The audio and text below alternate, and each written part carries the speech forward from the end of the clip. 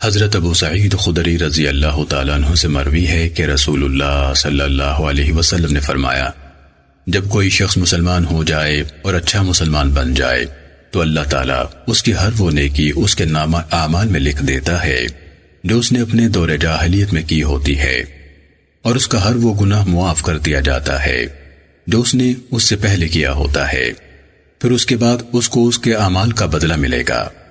نیکی کا ثواب 10 گنا سے 700 گنا تک ہوگا اور برائی کا بدلہ برائی کے برابر ہی ہوگا، ہاں اللہ عز و جل چاہے تو اسے بھی معاف فرما دے۔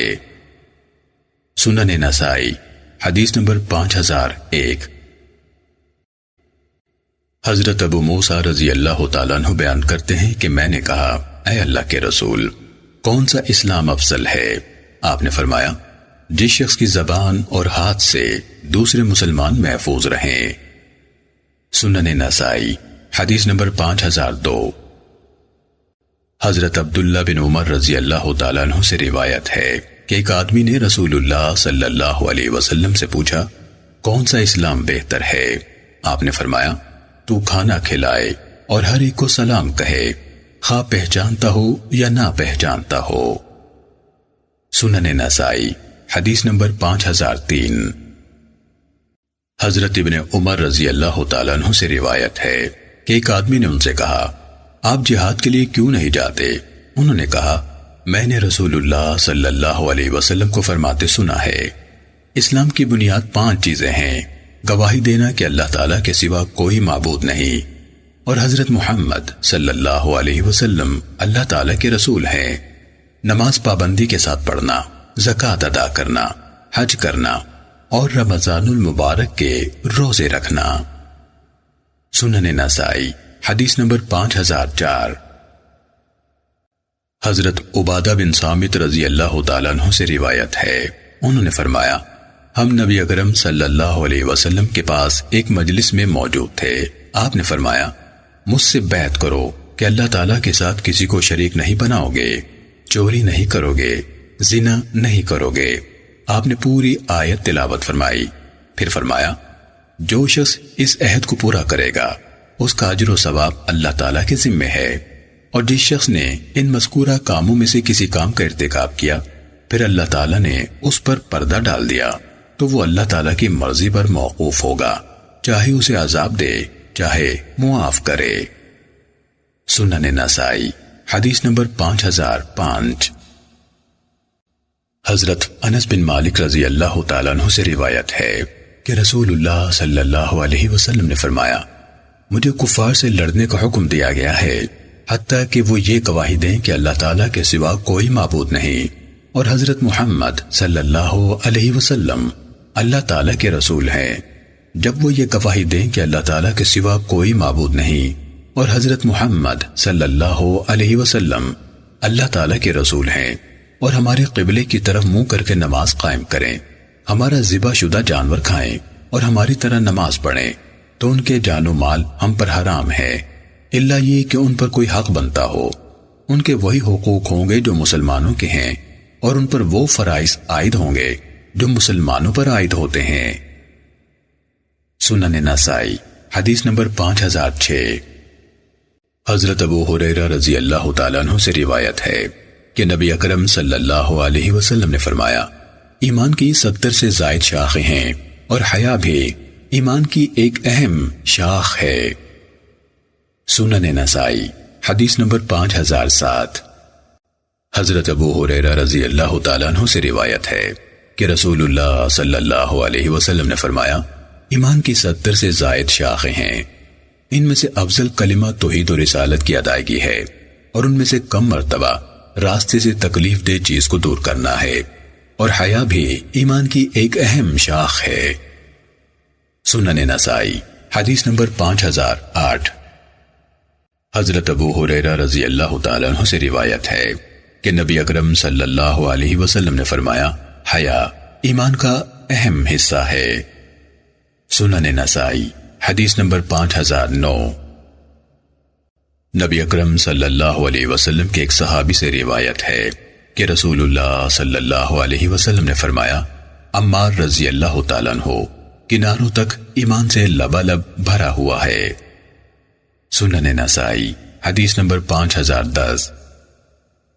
حضرت ابو سعید رضی اللہ تعالیٰ عنہ بیان کرتے ہیں کہ میں نے رسول اللہ صلی اللہ علیہ وسلم کو فرماتے سنا، جو شخص برا کام ہوتا دیکھے وہ اسے اپنے ہاتھ سے ختم کر دے، اور اگر طاقت نہ ہو تو زبان کے ساتھ روکے، اور اگر اس کی بھی طاقت نہ رکھتا ہو تو اپنے دل سے برا جانے، اور یہ آخری درجہ کمزور ترین ایمان ہے۔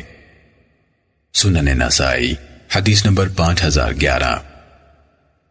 حضرت ابو سعید خدری رضی اللہ تعالیٰ عنہ بیان کرتے ہیں کہ میں نے رسول اللہ صلی اللہ علیہ وسلم کو فرماتے سنا، جو شخص برائی ہوتی دیکھے اور اپنے ہاتھ سے روک دے وہ گناہ سے بری ہو گیا، جو ہاتھ سے روکنے کی طاقت نہ رکھے اور زبان سے روک دے وہ بھی گناہ سے بری ہو گیا، اور جو شخص زبان سے روکنے کی طاقت نہ رکھے لیکن دل سے برا سمجھے وہ بھی گناہ سے بری ہے، اور یہ کمزور ترین ایمان ہے۔ سنن نسائی حدیث نمبر 5012۔ حضرت ابو سعید خدری رضی اللہ تعالیٰ عنہ نے فرمایا کہ میں نے رسول اللہ صلی اللہ علیہ وسلم کو فرماتے سنا، تم دنیا میں اپنے حق کی خاطر اتنا نہیں جھگڑتے جتنا جھگڑا مومن اپنے رب تعالیٰ سے اپنے ان مسلمان بھائیوں کے بارے میں کریں گے جو آگ میں داخل کیے جائیں گے۔ وہ مومن کہیں گے، اے ہمارے رب، یہ ہمارے وہ مسلمان بھائی ہیں جو ہمارے ساتھ نماز پڑھتے تھے، روزے رکھتے تھے اور حج کرتے تھے، تو نے ان کو آگ میں ڈال دیا ہے۔ اللہ تعالیٰ فرمائے گا، جاؤ، جنہیں تم پہچانتے ہو ان کو نکال لاؤ۔ وہ جائیں گے اور ان کو ان کی صورتوں سے پہچانیں گے، ان میں سے کسی کو نصف پنڈلیوں تک آگ لگی ہوگی اور کسی کو ٹخنوں تک۔ وہ ان کو نکال لائیں گے اور کہیں گے، اے ہمارے رب، جن کے بارے میں تو نے فرمایا تھا وہ تو ہم نے نکال لیے۔ اللہ تعالیٰ فرمائے گا، ان کو بھی نکالو جن کے دل میں 1 دینار کے برابر بھی ایمان ہے۔ پھر فرمائے گا، ان کو بھی نکالو جن کے دل میں نصف دینار کے برابر ایمان ہے، حتیٰ کہ فرمائے گا، ان کو بھی نکالو جن کے دل میں ذرہ بھر بھی ایمان ہے۔ حضرت ابو سعید خدری رضی اللہ تعالیٰ عنہ نے فرمایا، جو شخص اس حدیث کی تصدیق میں متذبذب ہو وہ یہ آیت پڑھ لے، ان اللہ لا یغفر ان یشرک بہ، یعنی یقیناً اللہ تعالیٰ یہ تو معاف نہیں فرمائے گا کہ اس کے ساتھ کسی کو شریک ٹھہرایا جائے، البتہ اس سے کم دوسرے گناہ جس کو چاہے معاف فرمائے گا، آخر آیت تک۔ سنن نسائی حدیث نمبر 5013۔ حضرت ابو سعید خدری رضی اللہ تعالیٰ عنہ سے روایت ہے کہ رسول اللہ صلی اللہ علیہ وسلم نے فرمایا، میں ایک دفعہ سویا ہوا تھا کہ خواب میں دیکھا کہ لوگ مجھ پر پیش کیے جا رہے ہیں، انہوں نے قمیضیں پہن رکھی ہیں، بعض تو اتنی چھوٹی ہیں کہ پستانوں تک ہی پہنچتی ہیں اور کچھ ان سے نیچی ہیں۔ عمر ابن الخطاب مجھ پر پیش کیے گئے تو ان پر اتنی لمبی قمیض تھی کہ زمین پر گھسٹ رہی تھی۔ صحابہ کرام نے کہا، اے اللہ کے رسول صلی اللہ علیہ وسلم، آپ نے اس کی کیا تعبیر فرمائی ہے؟ آپ نے فرمایا، دین۔ سنن نسائی حدیث نمبر 5014۔ حضرت طارق بن شہاب رحمہ اللہ سے مروی ہے کہ ایک یہودی شخص حضرت عمر ابن الخطاب رضی اللہ تعالیٰ عنہ کے پاس آیا اور کہا، اے امیر المومنین، تمہاری کتاب یعنی قرآن مجید میں ایک آیت ہے جسے تم پڑھتے ہو، اگر وہ ہم یہودیوں پر نازل ہوئی ہوتی تو ہم اس کے نزول کے دن کو تہوار بنا لیتے۔ حضرت عمر رضی اللہ تعالیٰ عنہ نے فرمایا، کون سی آیت؟ اس نے کہا، الیوم اکملت لکم دینکم، یعنی آج میں نے تمہارے لیے تمہارا دین مکمل کر دیا اور اپنا احسان تم پر پورا کر دیا، اور تمہارے لیے اسلام کو دین کے طور پر پسند فرمایا۔ حضرت عمر رضی اللہ تعالیٰ عنہ نے فرمایا، میں اس جگہ کو بھی جانتا ہوں جس میں یہ آیت اتری ہے اور اس دن کو بھی۔ یہ آیت رسول اللہ صلی اللہ علیہ وسلم پر بمقام عرفات جمعۃ المبارک کے دن اتری۔ سنن نسائی حدیث نمبر 5015۔ حضرت انس رضی اللہ تعالیٰ عنہ سے روایت ہے کہ رسول اللہ صلی اللہ علیہ وسلم نے فرمایا، تم میں سے کوئی شخص صاحب ایمان نہیں ہو سکتا حتیٰ کہ میں اسے اس کی اولاد، ماں باپ اور سب لوگوں سے زیادہ پیارا نہ ہو جاؤں۔ سنن نسائی حدیث نمبر 5016۔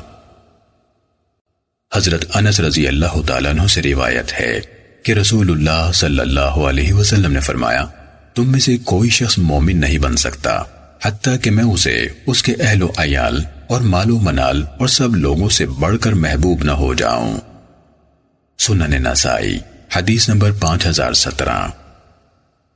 حضرت ابو ہریرہ رضی اللہ تعالیٰ عنہ نے بیان فرمایا کہ رسول اللہ صلی اللہ علیہ وسلم کا ارشاد گرامی ہے، قسم اس ذات کی جس کے ہاتھ میں میری جان ہے، تم میں سے کوئی شخص مومن نہیں ہو سکتا جب تک میں اس کے نزدیک اس کی اولاد اور والدین سے بڑھ کر محبوب نہ بن جاؤں۔ سنن نسائی حدیث نمبر 5018۔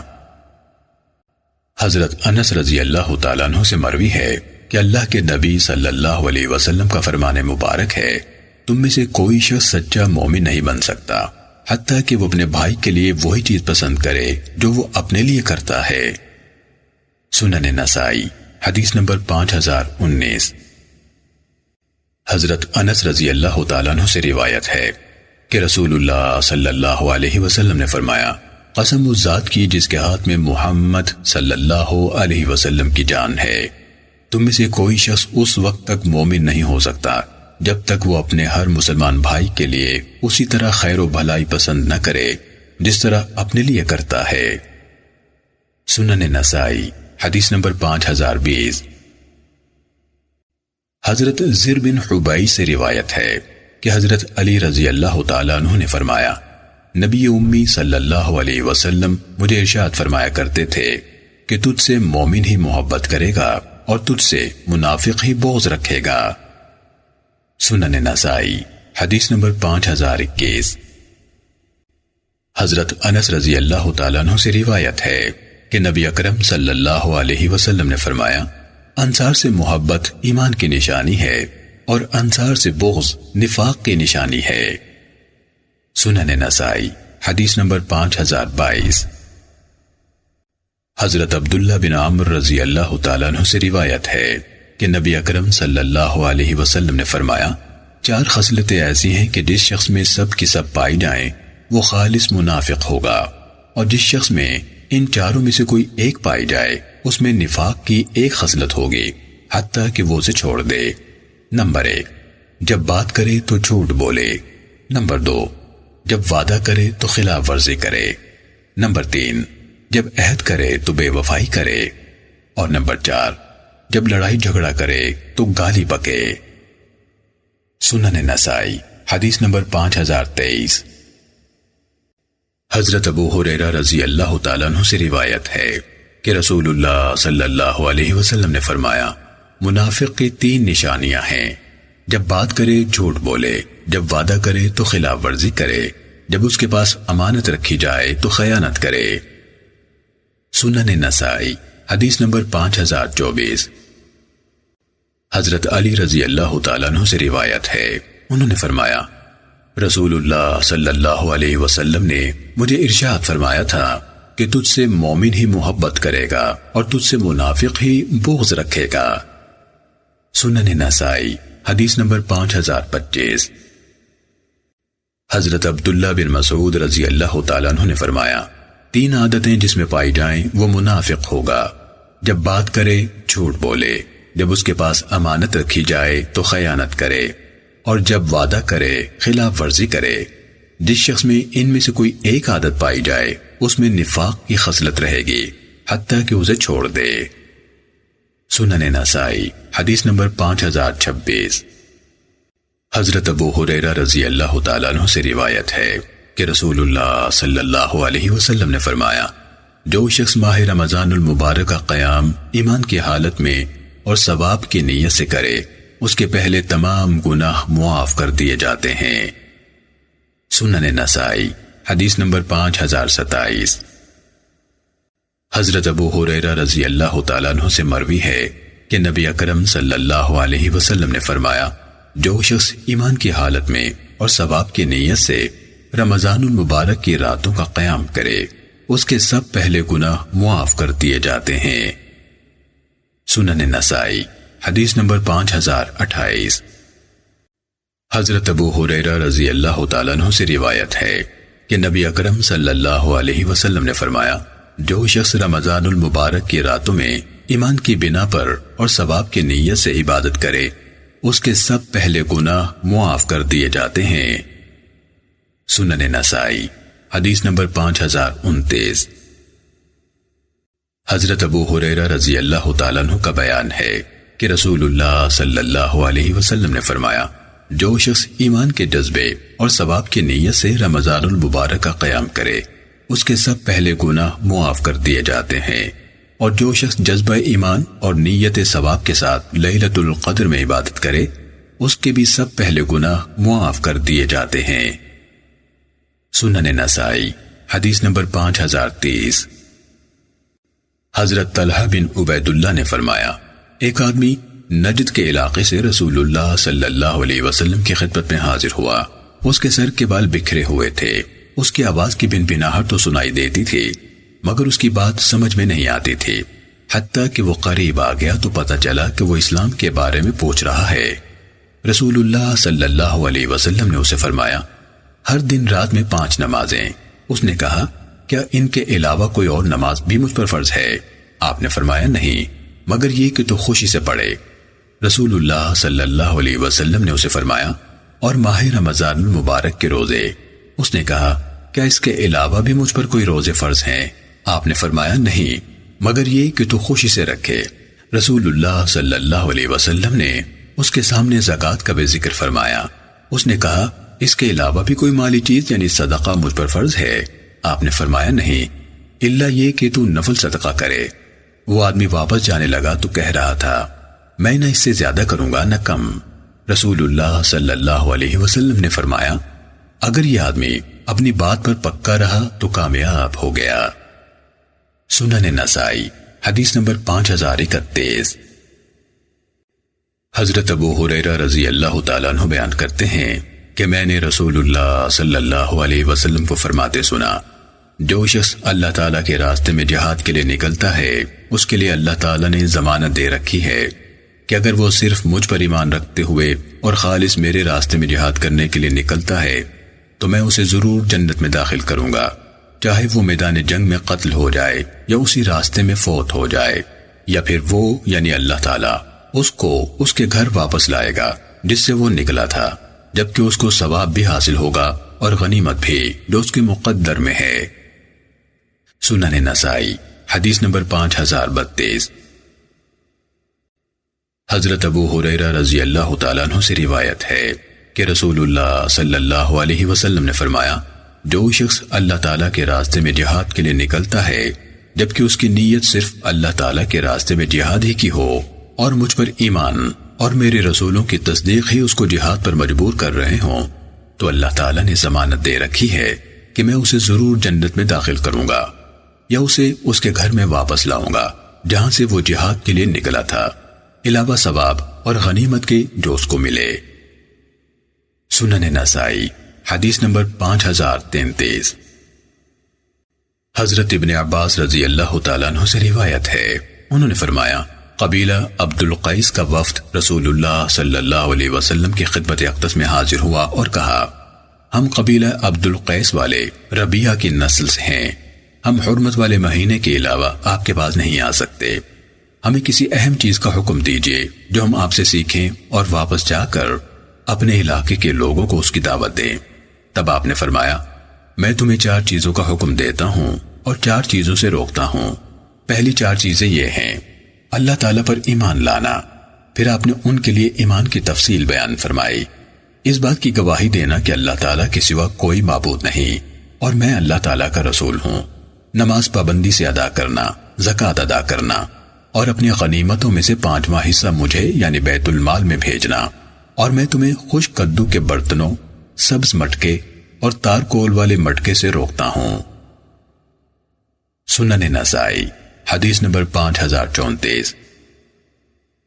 حضرت ابو ہریرہ رضی اللہ تعالیٰ عنہ سے روایت ہے کہ نبی اکرم صلی اللہ علیہ وسلم نے فرمایا، جو شخص جذبہ ایمان اور ثواب کی نیت رکھتے ہوئے کسی مسلمان کے جنازے کے ساتھ جائے اور نماز جنازہ پڑھے، پھر انتظار کرے حتیٰ کہ اسے قبر میں دفن کر دیا جائے تو اسے 2 قیرات ثواب ملے گا، جن میں سے ہر ایک قیرات احد پہاڑ کے برابر ہوگا، اور جو صرف جنازہ پڑھ کر واپس آ جائے اس کو 1 قیرات ثواب ملے گا۔ سنن نسائی حدیث نمبر 5035۔ حضرت سالم کے والد محترم حضرت ابن عمر رضی اللہ تعالیٰ عنہ سے روایت ہے کہ رسول اللہ صلی اللہ علیہ وسلم ایک آدمی کے پاس سے گزرے جو اپنے بھائی کو زیادہ حیا کرنے کی وجہ سے ڈانٹ رہا تھا۔ آپ صلی اللہ علیہ وسلم نے فرمایا، رہنے دے، حیا ایمان کا حصہ ہے۔ سنن نسائی حدیث نمبر 5036۔ حضرت ابو ہریرہ رضی اللہ تعالیٰ عنہ سے روایت ہے کہ رسول اللہ صلی اللہ علیہ وسلم نے فرمایا، دین آسان ہے، جو شخص دین کو سخت بنائے گا دین اس پر غالب آ جائے گا، لہٰذا تم اپنے اعمال درست رکھو، میانہ روی اختیار کرو، خوش رہو، لوگوں پر آسانی کرو، کچھ سفر پہلے پہر کر لیا کر، کچھ پچھلے پہر اور کچھ آخری رات کو۔ سنن نسائی حدیث نمبر 5037۔ حضرت عائشہ رضی اللہ تعالیٰ عنہ سے روایت ہے کہ نبی اکرم صلی اللہ علیہ وسلم ان کے پاس تشریف لائے تو ان یعنی حضرت عائشہ رضی اللہ تعالیٰ عنہ کے پاس ایک عورت بیٹھی تھی۔ آپ نے فرمایا، یہ کون ہے؟ انہوں نے کہا، فلاں عورت ہے، یہ رات کو بالکل نہیں سوتی، اور اس کی نفل نماز کا ذکر کرنے لگی۔ آپ نے فرمایا، بس کرو، اتنا کام کیا کرو جس کی تم طاقت رکھتے ہو، اللہ کی قسم اللہ تعالیٰ ثواب دینے سے نہیں اکتائے گا حتیٰ کہ تم اکتا جاؤ گے۔ دین کے کاموں میں سے اللہ تعالیٰ کو سب سے زیادہ پسند وہ ہے جس پر عمل کرنے والا ہمیشہ کی کر سکے۔ سنن نسائی حدیث نمبر 5038۔ حضرت ابو سعید خدری رضی اللہ تعالیٰ عنہ سے روایت ہے کہ رسول اللہ صلی اللہ علیہ وسلم نے فرمایا، وہ وقت قریب ہے جب مسلمان کا بہترین مال بکریاں ہوں گی، جن کو لے کر وہ پہاڑی چوٹیوں یا بارشی علاقوں میں چلا جائے گا تاکہ اپنے دین کو فتنوں سے بچائے۔ سنن نسائی حدیث نمبر 5039۔ حضرت ابن عمر رضی اللہ تعالیٰ عنہ سے روایت ہے کہ رسول اللہ صلی اللہ علیہ وسلم نے فرمایا، منافق کی مثال اس بکری کی طرح ہے جو بکرے کی طلب میں دو ریوڑوں کے درمیان رہتی ہے، کبھی اس ریوڑ میں جاتی ہے کبھی اس ریوڑ میں، اس کو تسلی نہیں ہوتی کہ کس ریوڑ کے ساتھ رہے۔ سنن نسائی حدیث نمبر 5040۔ حضرت ابو موسیٰ اشعری رضی اللہ تعالیٰ عنہ نے کہا کہ رسول اللہ صلی اللہ علیہ وسلم نے فرمایا، اس مومن کی مثال جو قرآن مجید پڑھتا ہے نارنگی کی طرح ہے، جس کا ذائقہ بھی اچھا ہے اور خوشبو بھی عمدہ، اور جو مومن قرآن نہیں پڑھتا اس کی مثال کھجور جیسی ہے، جس کا ذائقہ تو عمدہ ہے مگر اس میں خوشبو نہیں۔ جو منافق قرآن پڑھتا ہے اس کی مثال نازبو کی طرح ہے، جس کی خوشبو تو اچھی ہے مگر ذائقہ کڑوا ہے، اور جو منافق قرآن نہیں پڑھتا اس کی مثال ایلوے کی طرح ہے، اس کا ذائقہ بھی کڑوا ہے، خوشبو بھی نہیں۔ سنن نسائی حدیث نمبر 5041۔ حضرت انس بن مالک رضی اللہ تعالیٰ عنہ سے روایت ہے کہ نبی اکرم صلی اللہ علیہ وسلم نے فرمایا، تم میں سے کوئی شخص کامل مومن نہیں بن سکتا حتیٰ کہ اپنے مسلمان بھائی کے لیے وہی کچھ پسند کرے جو اپنے لیے کرتا ہے۔ کتاب الایمان اختتام پذیر ہوئی۔ قاضی ابن کثار کہتے ہیں کہ میں نے عبد الصمد بخاری سے سنا، وہ فرماتے تھے کہ حفص بن عمر جو حدیث نمبر 5000 میں عبد الرحمن بن مہدی سے بیان کرتے ہیں، میں انہیں نہیں جانتا۔ ہاں اگر وہ حفص بن عمر ورابالی ہوں جو عموماً بصریوں سے روایت کرتے ہیں تو وہ ثقہ راوی ہیں۔ قاضی کہتے ہیں کہ میں نے انہیں یہ کہتے ہوئے بھی سنا، میں نہیں جانتا کہ انس بن مالک سے مرفوع روایت امرت ان اقاتل واستقبلوا قبلتنا کے اضافے کے ساتھ سوائے عبداللہ بن مبارک اور یحییٰ بن ایوب مصری کے کسی نے حمید الطویل سے بیان کی ہو، اور وہ اسی جز میں باب علی ما یقاتل الناس کے تحت گزر چکی ہے۔ سنن نسائی حدیث نمبر 5042۔ حضرت عائشہ رضی اللہ تعالیٰ عنہ سے روایت ہے کہ رسول اللہ صلی اللہ علیہ وسلم نے فرمایا، 10 چیزیں فطرت انسانیہ کا تقاضا ہیں، مونچھیں کاٹنا، ناخن تراشنا، انگلیوں کے جوڑوں اور پوروں کو اچھی طرح دھونا، داڑھی پوری رکھنا، مسواک کرنا، ناک میں پانی چڑھانا اور ناک کی صفائی کرنا، بغلوں کے بال اکھیڑنا، شرمگاہ کے بال موڑنا، پانی کے ساتھ استنجا کرنا۔ مصعب بن شیبہ یعنی راوی حدیث نے کہا 10ویں چیز میں بھول گیا، امید ہے کہ وہ کلی کرنا ہوگا۔ سنن نسائی حدیث نمبر 5043۔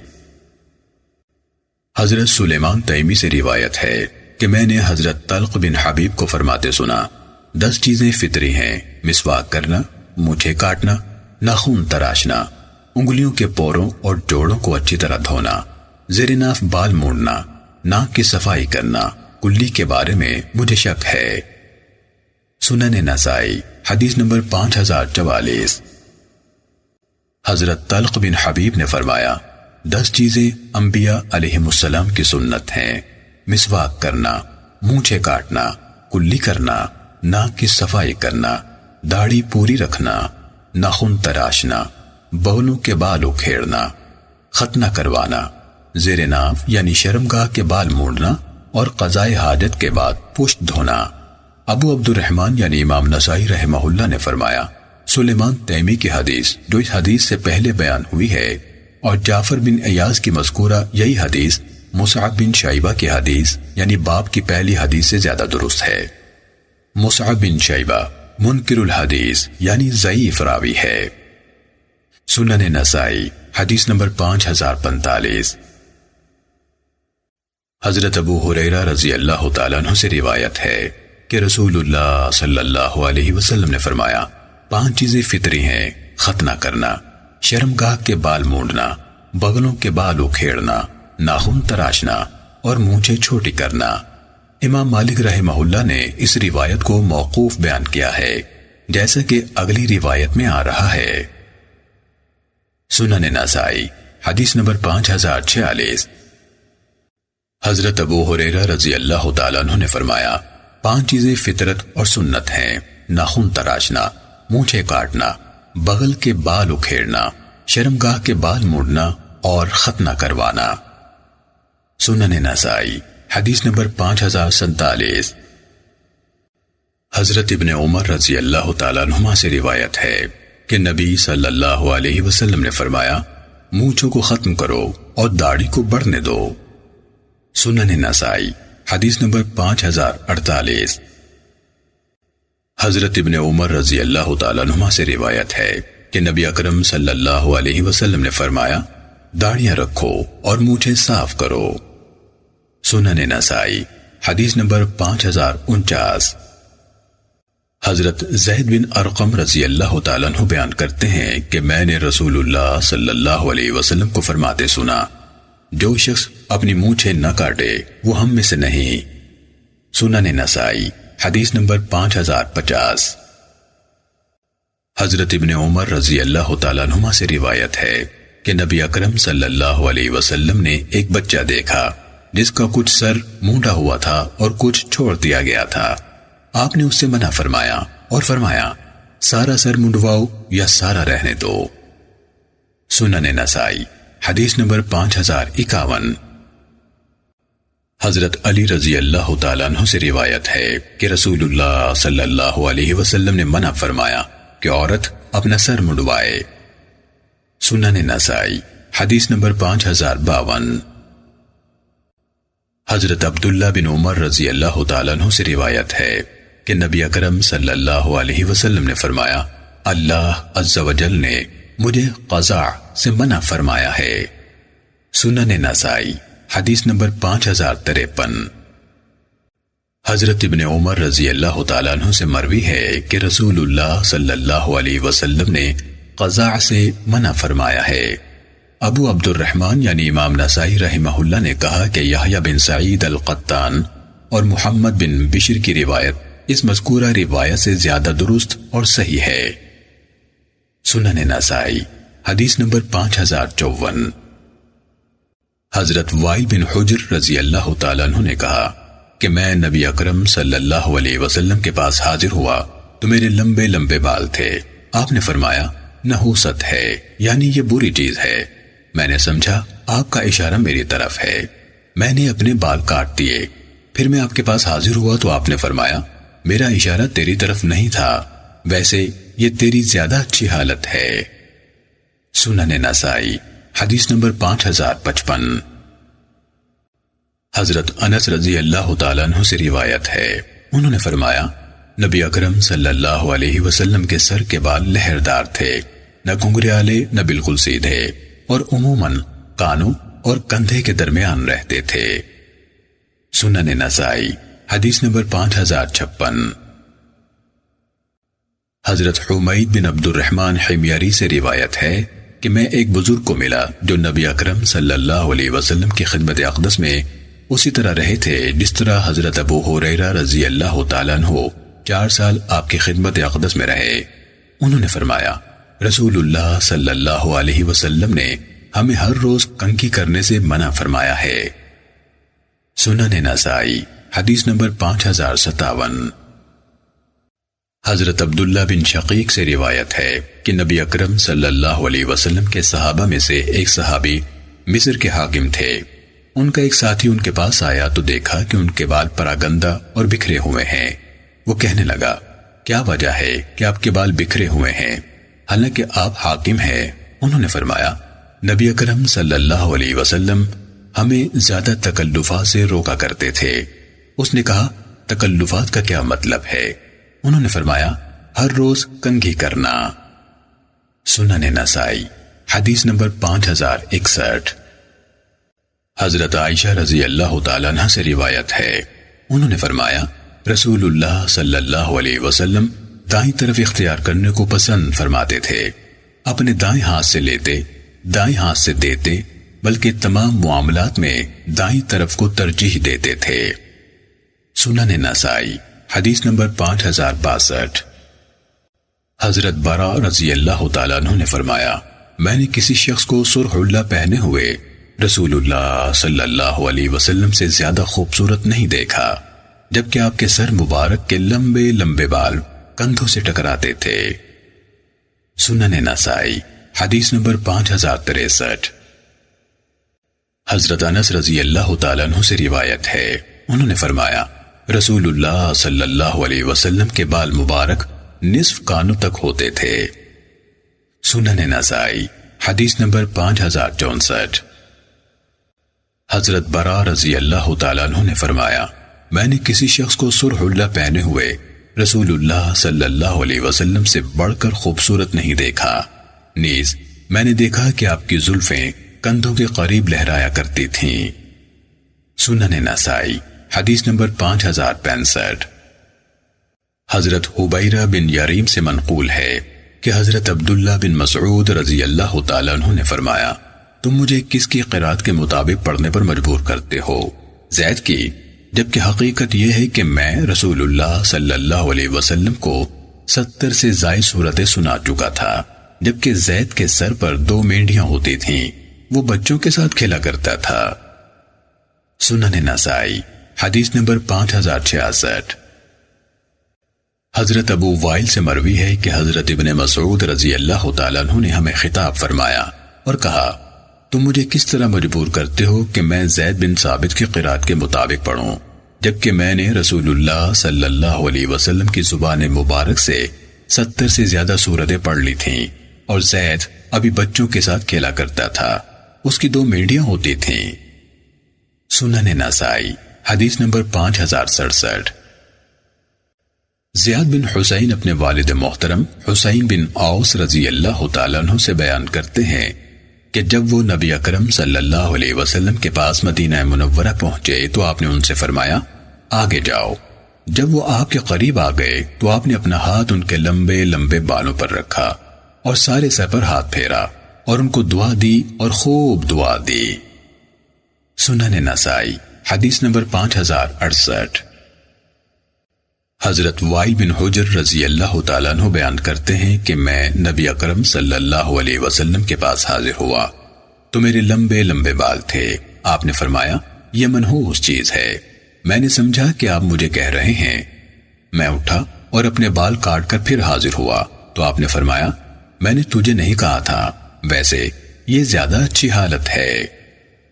سنن نسائی حدیث نمبر 5069۔ حضرت رویفع بن ثابت رضی اللہ تعالیٰ عنہ کا بیان ہے کہ رسول اللہ صلی اللہ علیہ وسلم نے فرمایا اے رویفع، شاید تو میرے بعد عرصہ دراز تک زندہ رہے، لہٰذا لوگوں کو بتا دینا کہ جس شخص نے اپنی داڑھی کو گرہیں دی یا گلے میں تندی ڈالی یا جانور کے گوبر اور ہڈی سے استنجا کیا تو محمد صلی اللہ علیہ وسلم سے اس کا کوئی تعلق نہیں۔ سنن نسائی حدیث نمبر 5070۔ حضرت عمر بن شعیب کے پردادا محترم حضرت عبداللہ بن عمر رضی اللہ تعالیٰ عنہما سے روایت ہے کہ رسول اللہ صلی اللہ علیہ وسلم نے سفید بال اکھیڑنے سے منع فرمایا ہے۔ سنن نسائی حدیث نمبر 5071۔ حضرت ابو ہریرہ رضی اللہ تعالیٰ عنہ سے روایت ہے کہ رسول اللہ صلی اللہ علیہ وسلم نے فرمایا، یہودی اور عیسائی سفید بالوں کو نہیں رنگتے، لہٰذا تم ان کی مخالفت کرو۔ سنن نسائی حدیث نمبر 5072۔ حضرت ابو ہریرہ رضی اللہ تعالیٰ عنہ رسول اللہ صلی اللہ علیہ وسلم سے سابقہ روایت کی مثل حدیث بیان کرتے ہیں۔ سنن نسائی حدیث نمبر 5073۔ حضرت ابو ہریرہ رضی اللہ تعالیٰ عنہ سے مروی ہے کہ رسول اللہ صلی اللہ علیہ وسلم نے فرمایا، یہودی اور عیسائی بال نہیں رنگتے، تم ان کی مخالفت کرو اور بال رنگو۔ سنن نسائی حدیث نمبر 5074۔ حضرت ابو ہریرہ رضی اللہ تعالیٰ عنہ بیان کرتے ہیں کہ نبی اکرم صلی اللہ علیہ وسلم نے فرمایا، یہودی اور عیسائی بال نہیں رنگتے، تم ان کی مخالفت کرو۔ سنن نسائی حدیث نمبر 5075۔ حضرت ابن عمر رضی اللہ تعالیٰ عنہما سے روایت ہے کہ رسول اللہ صلی اللہ علیہ وسلم نے فرمایا، سفید بالوں کو رنگ سے بدل لیا کرو اور یہودیوں سے مشابہت نہ کرو۔ سنن نسائی حدیث نمبر 5076۔ حضرت زبیر رضی اللہ تعالیٰ عنہ سے روایت ہے کہ رسول اللہ صلی اللہ علیہ وسلم نے فرمایا، سفید بالوں کو رنگ لیا کرو اور یہودیوں کی مشابہت اختیار نہ کرو۔ یہ دونوں روایتیں غیر محفوظ ہیں۔ سنن نسائی حدیث نمبر 5077۔ حضرت ابن عباس رضی اللہ تعالیٰ عنہما سے مرفوعاً روایت ہے کہ آخری زمانے میں ایسے لوگ ہوں گے جو سیاہ رنگ سے اپنے بال رنگیں گے، جیسے کبوتروں کے سینے ہوتے ہیں، وہ جنت کی خوشبو بھی نہیں پائیں گے۔ سنن نسائی حدیث نمبر 5078۔ حضرت جابر رضی اللہ تعالیٰ عنہ سے روایت ہے، انہوں نے فرمایا کہ حضرت ابو قحافہ رضی اللہ تعالیٰ عنہ کو فتح مکہ کے دن لایا گیا تو ان کے سر اور داڑھی کے بال سغامہ پودے کے پھل اور پھول کی طرح بالکل سفید تھے۔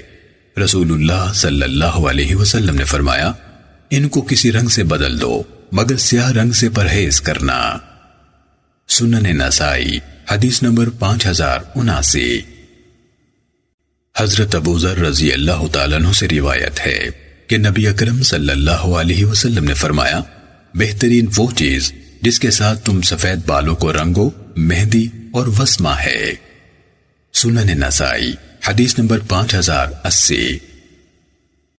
حضرت ابو ذر رضی اللہ تعالیٰ عنہ سے روایت ہے کہ رسول اللہ صلی اللہ علیہ وسلم نے فرمایا، بہترین وہ چیز جس سے تم سفید بالوں کا رنگ بدلو مہندی اور وسمے کا آمیزہ ہے۔ سنن نسائی حدیث نمبر 5081۔ حضرت ابو ذر رضی اللہ تعالیٰ عنہ بیان کرتے ہیں کہ میں نے نبی اکرم صلی اللہ علیہ وسلم کو فرماتے سنا، سب سے اچھی چیز جس کے ساتھ تم سفید بالوں کو رنگ دار کرو مہندی اور وسمے کا مرکب ہے۔ سنن نسائی حدیث نمبر 5082۔ حضرت ابو ذر رضی اللہ تعالیٰ عنہ سے روایت ہے کہ رسول اللہ صلی اللہ علیہ وسلم نے فرمایا، بہترین وہ چیز جس سے تم سفید بالوں کو رنگین کرو مہندی اور وسمے کا مجموعہ ہے۔ جریری اور کہمس نے اس روایت کے بیان کرنے میں اجلح کی مخالفت کی ہے۔ سنن نسائی حدیث نمبر 5083۔ حضرت عبداللہ بن بریدہ سے روایت ہے کہ رسول اللہ صلی اللہ علیہ وسلم نے فرمایا، سب سے اچھی چیز جس کے ساتھ تم سفید بالوں کا رنگ بدلو مہندی اور وسمے کا آمیزہ ہے۔ سنن نسائی حدیث نمبر 5084۔ حضرت عبداللہ بن برعیدہ سے روایت ہے کہ مجھے یہ بات پہنچی ہے کہ رسول اللہ صلی اللہ علیہ وسلم نے فرمایا، بہترین وہ چیز جس کے ساتھ تم سفید بالوں کا رنگ تبدیل کرو مہندی اور وسمے کا مرکب ہے۔ سنن نسائی حدیث نمبر 5085۔ حضرت ابو رمثا رضی اللہ تعالیٰ عنہ نے فرمایا، میں اپنے والد محترم رضی اللہ تعالیٰ عنہ کے ساتھ نبی اکرم صلی اللہ علیہ وسلم کی خدمت میں حاضر ہوا۔ آپ نے اپنی داڑھی کو مہندی لگا رکھی تھی۔ سنن نسائی حدیث نمبر 5086۔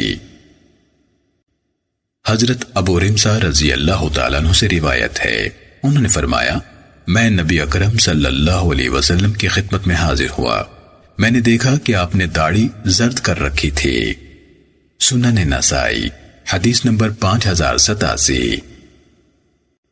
حضرت زید بن اسلم سے روایت ہے کہ میں نے حضرت ابن عمر رضی اللہ تعالیٰ عنہ کو دیکھا، انہوں نے اپنی داڑھی کو خلوق سے زرد کر رکھا تھا۔ میں نے کہا، اے ابو عبد الرحمن، آپ اپنی داڑھی کو خلوق سے رنگتے ہیں؟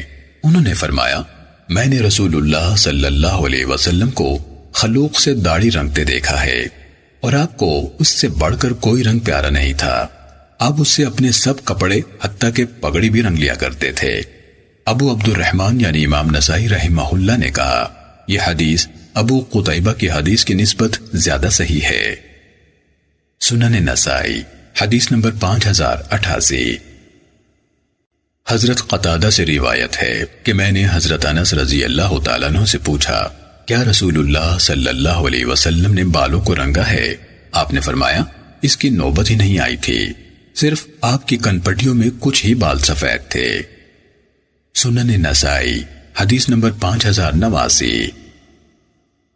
حضرت انس رضی اللہ تعالیٰ عنہ سے روایت ہے کہ رسول اللہ صلی اللہ علیہ وسلم اپنے بالوں کو نہیں رنگتے تھے۔ آپ کے سفید بال تھوڑے سے داڑھی بچہ میں تھے، کچھ کنپٹیوں میں تھے اور معمولی سے سر مبارک میں تھے۔ سنن نسائی حدیث نمبر 5090۔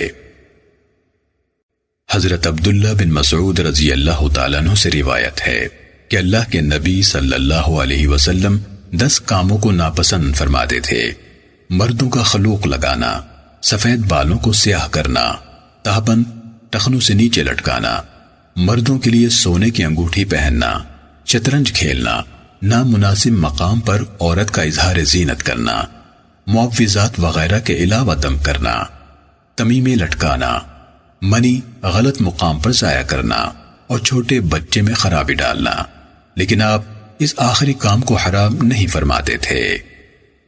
سنن نسائی حدیث نمبر 5091۔ حضرت معاویہ رضی اللہ تعالیٰ عنہ بیان کرتے ہیں کہ رسول اللہ صلی اللہ علیہ وسلم نے جعلی بال لگانے سے منع فرمایا ہے۔ سنن نسائی حدیث نمبر 5095۔ حضرت سعید مقبوری رحمہ اللہ سے روایت ہے کہ میں نے دیکھا حضرت معاویہ بن ابو سفیان رضی اللہ تعالیٰ عنہما ممبر پر بیٹھے تھے اور ان کے ہاتھ میں جعلی بالوں کا ایک گچھا تھا۔ انہوں نے فرمایا، کیا بات ہے کہ مسلمان عورتیں یہ کام کرتی ہیں؟ میں نے رسول اللہ صلی اللہ علیہ وسلم کو فرماتے سنا، جو عورت اپنے سر کے بالوں میں اور بالوں کا اضافہ کرے تو یہ جعل سازی ہے جس سے وہ اضافہ کر رہی ہے۔ سنن نسائی حدیث نمبر 5096۔ حضرت اسماء بنت ابی بکر رضی اللہ تعالیٰ عنہ سے منقول ہے کہ رسول اللہ صلی اللہ علیہ وسلم نے جعلی بال لگانے والی اور لگوانے والی پر لعنت فرمائی ہے۔ سنن نسائی حدیث نمبر 5097۔ حضرت ابن عمر رضی اللہ تعالیٰ عنہما سے مروی ہے کہ رسول اللہ صلی اللہ علیہ وسلم نے جعلی بال لگانے والی، لگوانے والی، رنگ بھرنے والی اور بھروانے والی عورتوں پر لعنت فرمائی ہے۔ ولید بن ابو ہشام نے اس روایت کو مرسل بیان کیا ہے۔ سنن نسائی حدیث نمبر 5098۔ حضرت نافع سے روایت ہے کہ مجھے یہ بات پہنچی ہے کہ رسول اللہ صلی اللہ علیہ وسلم نے جعلی بال ملانے والی، ملوانے والی، گودنے والی یعنی جسم کے مختلف حصوں میں چھید کر رنگ بھرنے والی، یا جسم پر نقش و نگار بنانے والی اور گدوانے والی، یعنی جسم کے مختلف حصوں کو چھدوا کر ان میں رنگ بھروانے والی، یا جسم کے مختلف حصوں پر چھدوا کر نقش و نگار کرانے والی عورت پر لعنت فرمائی ہے۔ سنن نسائی حدیث نمبر 5099۔ حضرت عائشہ رضی اللہ تعالیٰ عنہ فرماتی ہیں کہ رسول اللہ صلی اللہ علیہ وسلم نے فرمایا، اللہ تعالیٰ نے جعلی بال لگانے والی اور لگوانے والی عورت پر لعنت فرمائی ہے۔ سنن نسائی حدیث نمبر 5100۔